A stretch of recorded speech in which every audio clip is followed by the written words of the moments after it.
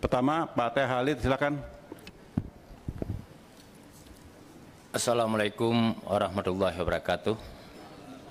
Terhormat pimpinan dan anggota Komisi 4 serta Pak Menteri Pertanian beserta seluruh dirjen dan jajaran.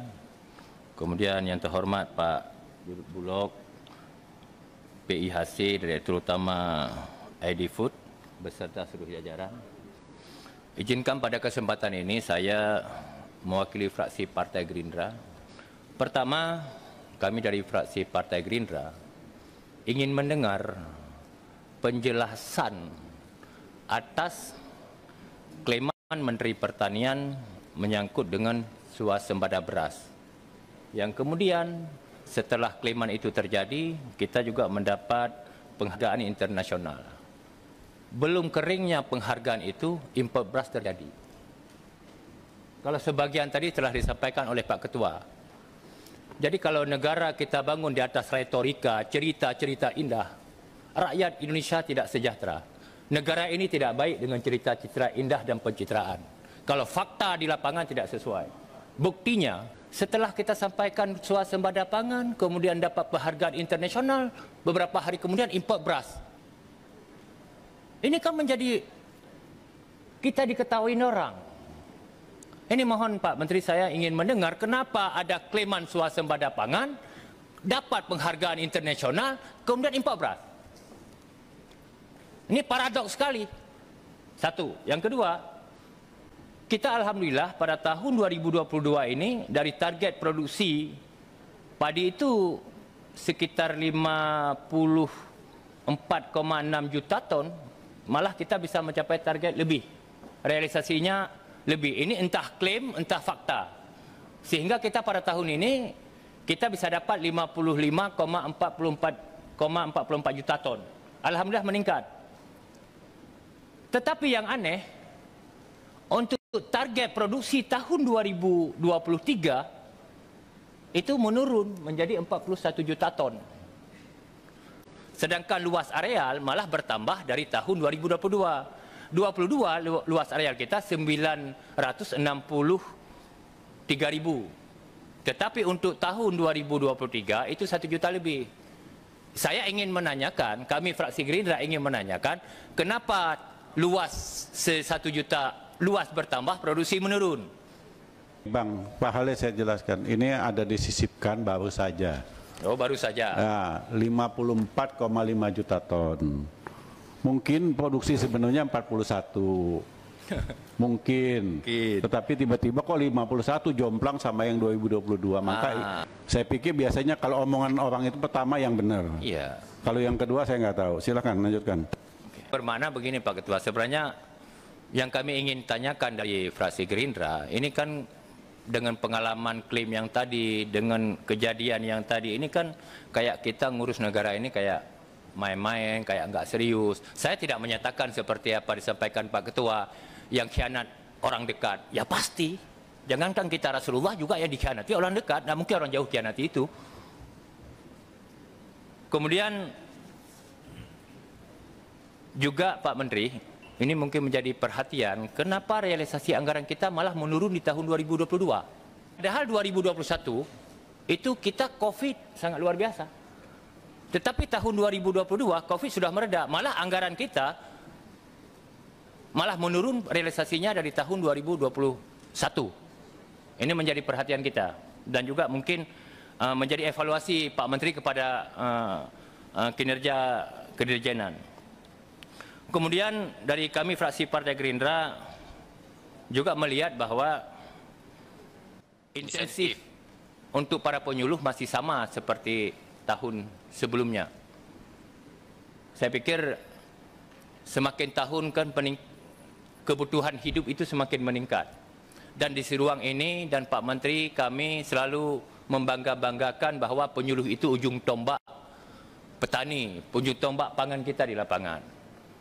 Tapi sangat miris di saat mereka tidak sejahtera, kita tidak mungkin bisa berharap banyak dari para petani yang tidak sejahtera. Mereka adalah panah kita, ujung tombak kita. Kalau ujung tombak tumpul, ujung tombak itu lembek, nggak masuk itu barang.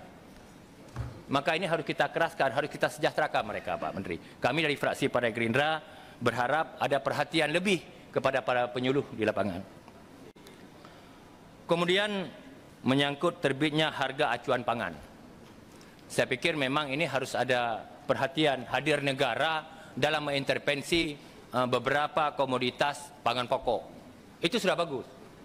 Tapi sejauh mana ada jaminan atau realisasi MOU dengan off-taker atau dan lain sebagainya, sehingga apa yang kita sampaikan itu terrealisasi di lapangan.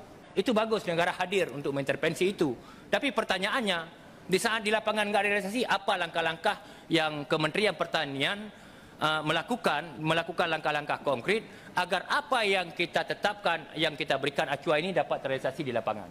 Bukan hanya sekedar retorika di media, retorika di ruangan ini, bahwa kita akan jamin harga sekian, tapi faktanya di lapangan masih seperti tahun-tahun sebelumnya. Kemudian menyangkut dengan rekomendasi panja hortikultura. Kami fraksi Partai Gerindra sangat mendukung terhadap rekomendasi panja hortikultura yang mendesak pemerintah atau dalam hal ini Kementerian Pertanian untuk merumuskan konsep pengembangan pembangunan hortikultura yang terintegrasi. Dan juga dalam panja meminta agar lahan perhutani yang tidak dipakai dapat dimanfaatkan oleh Kementerian Pertanian bekerjasama dengan perhutani, khususnya di Pulau-Pulau Jawa, agar tidak terbengkalai. Kemudian fraksi Partai Gerindra meminta Menteri Pertanian untuk segera mengambil langkah strategis, kolaboratif dan serius untuk mengimplementasi amanat Undang-Undang 41 tentang perlindungan lahan pertanian pangan berkelanjutan, sebagaimana tadi juga telah disampaikan oleh Pak Ketua, bahwa semakin hari lahan semakin mengecil, di mana keseriusan kita dari Kementerian Pertanian untuk mengawal agar lahan kita ini tidak semakin mengecil. Kemudian pada kesempatan ini hasil reses izinkan saya menyampaikan bahwa Pak Dirjen TP sudah paham betul dengan kondisi Aceh, asal sudah masuk mulai bulan November, Oktober itu ber itu sudah pasti hujan, banjir di Aceh. Itu sudah bertahun-tahun. Banjir pada tahun 2021 saya berteriak di sini sehingga Kementerian Pertanian segera turun dan merealisasikan. Tapi banjir kemarin Pak Menteri, kebetulan kita tidak ada RDP kemarin di sini sehingga saya tidak sempat berteriak. Karena tidak bersuara di sini sehingga masyarakat tidak terpeduli di sana. Ini saya minta kepada Kementerian Pertanian dalam hal memperhatikan membantu petani bukan hanya karena berteriak anggota, tapi karena tanggung jawab moral, tanggung jawab kedinasan, tugas yang harus kita realisasi. Kemudian menjadi pengalaman kami di Aceh, bantuan yang diberikan itu selalu tidak tepat waktu. Misalnya ini, mohon maaf, menjadi perhatian kita semua. Saya tidak tahu di provinsi lain. Hari ini setelah banjir, 1 bulan ke depan itu masyarakat petani sudah mulai turun ke sawah lagi. Setelah mereka membajak, ada harapan bantuan bibit dari benih dari pemerintah, ternyata tidak sampai-sampai. Akhirnya mereka beli sendiri, ngutang sendiri. Setelah dia tabur, kemudian dia tanam, baru sampai benih. Jadi mohon maaf, efektif sebuah bantuan bukan karena jumlah anggaran, bukan karena besar anggaran, bukan karena tepat sasaran semata, tapi tepat waktu. Untuk apa adik kita bantu benih, tapi masyarakat sudah nanam? Ini menjadi perhatian serius bagi kita, agar secuil apapun bantuan negara itu bermanfaat. Kemudian Pak Menteri, informasi terakhir, draft perubahan PP 40 sudah di meja Bapak. Masyarakat pertanian di Aceh, petani di Aceh tidak terlindungi dengan asuransi karena kami di sana tidak boleh ada asuransi konvensional, harus syariah. 3 bulan yang lalu setelah saya sampaikan di ruang ini dan informasi terakhir kemarin, informasi terakhir sudah di meja Bapak. Bapak bantu agar masyarakat atau petani di Aceh terlindungi dengan asuransi syariah. Terima kasih. Assalamualaikum warahmatullahi wabarakatuh. Waalaikumsalam. Terima kasih Pak T.A. Halid. Selanjutnya Pak Abdullah Tausikal, silakan.